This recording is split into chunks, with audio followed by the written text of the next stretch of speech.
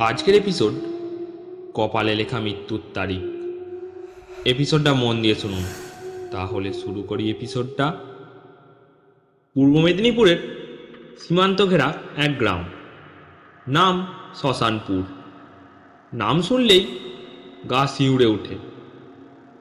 একটা পুরনো লোককথা আছে এখানে, যে এই গ্রামে জন্মায় সে নিজেই নিজের মৃত্যুর সাক্ষী হয়। কথাটা কেউ বিশ্বাস করে না, কেউ ভাবে বাজে গুজব। তবে শ্মশানপুরে প্রতি বছর আশ্বিন মাসের শেষে শুক্রবার বসে এক হাট, মৃত্যু হাট। এই হাটে নাকি কেবল তারাই ঢুকতে পারে যাদের কপালে লেখা থাকে মৃত্যুর তারিখ। গ্রামের যুবক তপন সেই হাটের কথা বহুবার শুনেছে। অল্প বয়সে তার বাবা রহস্যজনকভাবে হারিয়ে গিয়েছিলেন সেই হাটের দিনেই। তার কপালে সেদিন নাকি কেউ দেখে বলেছিল 17 জুলাই। তারপর দিন সকালেই লোকটা উধাও, আর কখনো পাওয়া যায়নি। এবছরও সেই হাটের দিন ফিরে এসেছে 17 জুলাই। তপন সকালবেলা উঠেই দেখে দরজার নিচ দিয়ে একটা লাল খাম গলানো। খামটা হাতে নিতেই ঠান্ডা একটা শীতলতা কেটে গেল শরীর বেয়ে। খোলার পর ভেতরে মাত্র একটা লাইন, তোমার কপালে আজ লেখা আছে 17 জুলাই। তপনের বুক কেঁপে উঠল। এ কি কাকতালীয়? বাবার নিখোঁজ হওয়ার দিন, সেই তারিখ, সেই হাটের রাত। মায়ের মুখটা মনে পড়ে গেল। মা এখন বিছানায়, পক্ষাঘাতে অসাড়। বাবা হারিয়ে যাওয়ার পর থেকে মানসিক ভারসাম্য ঠিক নেই। চিঠিটা লুকিয়ে রেখে তপন বেরিয়ে পড়ল। হাটে যাবে না ঠিক করেই, কিন্তু মনে মনে একটা টান যেন ঠেলেই নিয়ে যাচ্ছিল। রাত 10টা, অন্ধকার ঘন হয়ে এসেছে। পূর্ণিমার আলো ছড়িয়ে আছে। গ্রামের সবাই ঘরের ভেতরে, দরজা জানালা বন্ধ। কেবল একটা গলি দিয়ে কেউ একজন হেঁটে যাচ্ছে। তপন পায়ে পায়ে সে এগোচ্ছে সেই পুরানো বটগাছটার দিকে। গাছের নিচেই বসে সেই বিখ্যাত হাট, মৃত্যু হাট। হঠাৎ দেখল একটা আলো ভেসে উঠল।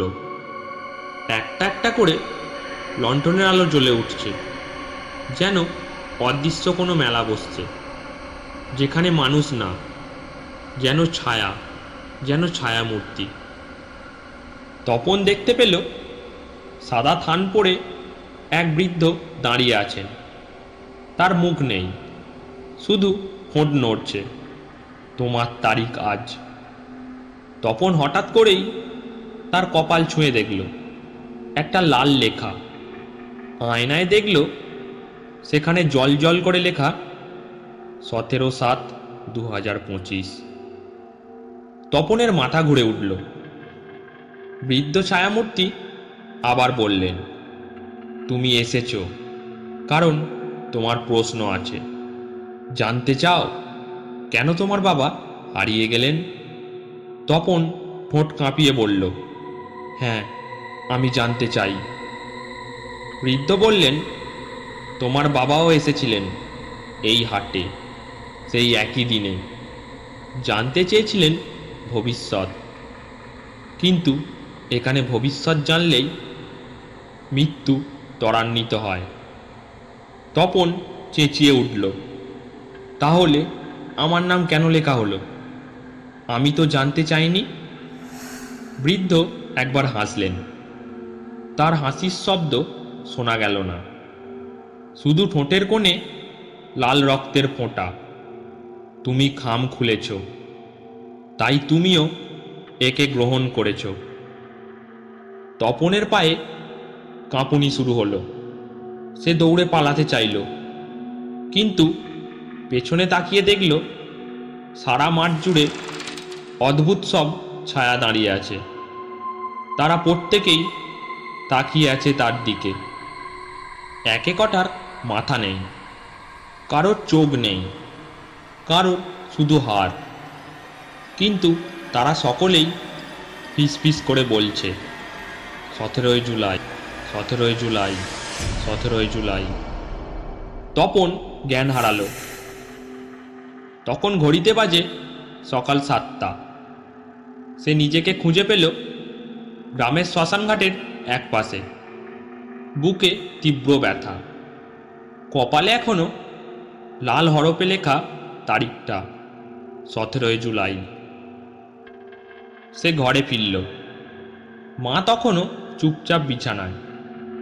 হঠাৎ মা তার দিকে তাকিয়ে বললেন, তুইও গেছিস তাই না? আমি দেখেছি তোর বাবা কেমন গলে গিয়েছিল ওই হাটে। তপনের গা শিউড়ে উঠল। মা কি করে জানেন? মা তো কথা বলতেন না এতদিন। সন্ধ্যাবেলা তপনের দরজার নিচ দিয়ে আর একটা চিঠি এলো। খাম এবার কালো, ভেতরে লেখা, তুমি যেহেতু ফিরে এসেছো, তোমাকে এবার আমাদের হয়ে কাজ করতে হবে। আজ রাত 12টায় কার কপালে মৃত্যুর তারিখ লেখা হবে সেটা তুমি ঠিক করবে। তপন স্তব্ধ হয়ে বসে রইল। তার সামনে একটি কাগজ, 5টা নাম লেখা, প্রতিটি গ্রামের কেউ না কেউ। তার কলম কাঁপতে লাগল। সে বুঝে গেল, এখন সে মৃত্যুহাটের দ্রুত। রাত 12টা। তপন বসে আছে আলো নেভানো ঘরে। কপালে তার লেখা ছিল 17ই জুলাই। কিন্তু সে মরেনি, বরং এখন সে বেছে দেবে অন্য কারোর নাম। সে জানে সে চিরকাল পালাতে পারবে না। একটা দিন তার তারিখ আবার লেখা হবে। শুধু প্রশ্ন এই, এবার তারিখটা সে নিজে লিখবে না কেউ লিখে দেবে? গল্পটা এখানেই শেষ করলাম। গল্পটা ভালো লাগলে একটা লাইক করবেন।